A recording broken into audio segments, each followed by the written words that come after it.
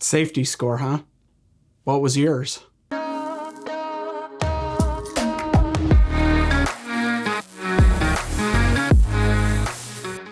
Now, I wanted to get into this video to talk about the safety score.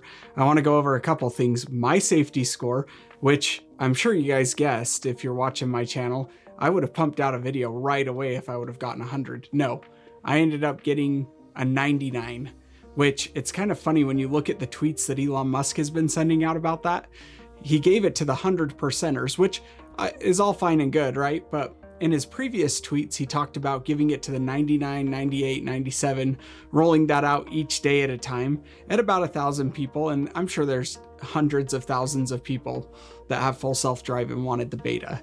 But the thing that really got to me is I got to a 99 in those first days of my driving. And that's when everybody was figuring out how sensitive it was to the hard braking, what an aggressive turn was actually like, because having the G forces that it puts on your car doesn't really tell me as a consumer anything about that. I don't know how many G forces I'm putting on when I'm braking.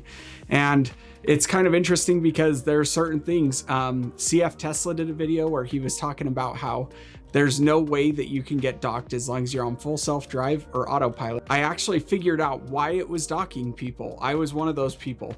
If you got onto the freeway and you had your car on like 4 to 5 car lengths away from the next car in front of you, and you pushed the accelerator because you were going 50 miles an hour and you moved into another lane, you cut somebody off, almost getting rear-ended, mind you.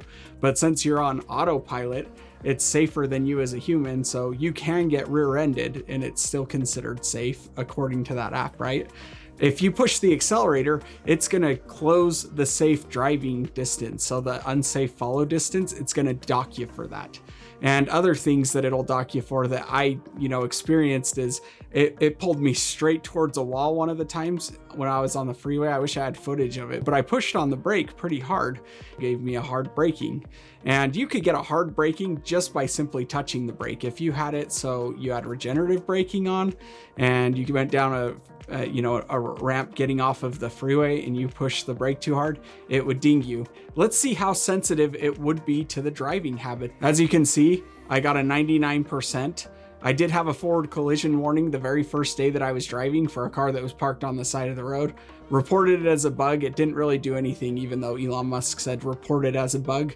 Didn't ever make my score better, didn't take away that forward collision warning that I ended up getting. Let's just go under the one section right here that says hard braking. Now, if I put a 0.3 into that section under the beta simulator, and I would say I did pretty dang good. I drive a whole lot of miles. I would drive, at least 100 miles for my commute each day, plus any other driving that I do. So I drive a ton, and it still didn't get my number back up. In fact, CF Tesla did a really good job of calculating it with an Excel sheet that he got sent.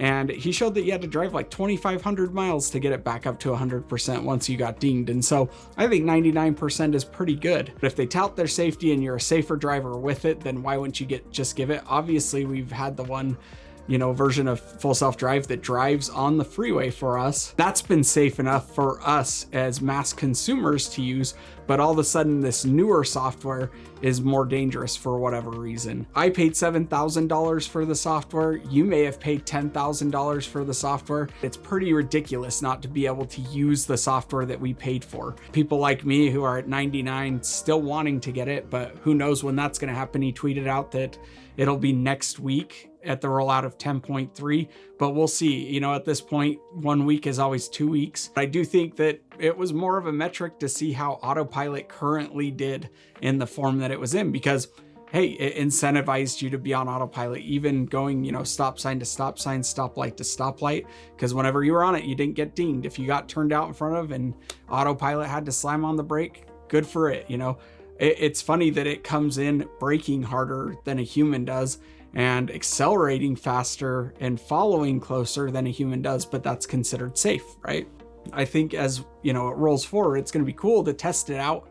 It's going to be cool to really deep dive into the features, and I'm going to love making videos about it. And you could say I was a fanboy up until recently, but more so right now, I'm disappointed. Hopefully you found this video good. I mean, it's a rant. If you plugged into this, you know, hopefully you don't mind the rant. I still like Tesla products. I still like a lot of the things. I'm disappointed about the truck's delivery time. I'm not gonna lie, I'm disappointed about full self-drive beta. I don't think that was handled very well. Hopefully you had better luck with your driving score. If you like this video, like, comment, and subscribe, and let me know what score you got if you have full self-drive, or if you're looking forward to that technology, or when you buy your Tesla, if you're even gonna get the package on there, or you're gonna do the monthly or the one-time payment. It'll be cool to see, but grateful to have you guys here on the channel, and I'll see you in the next video.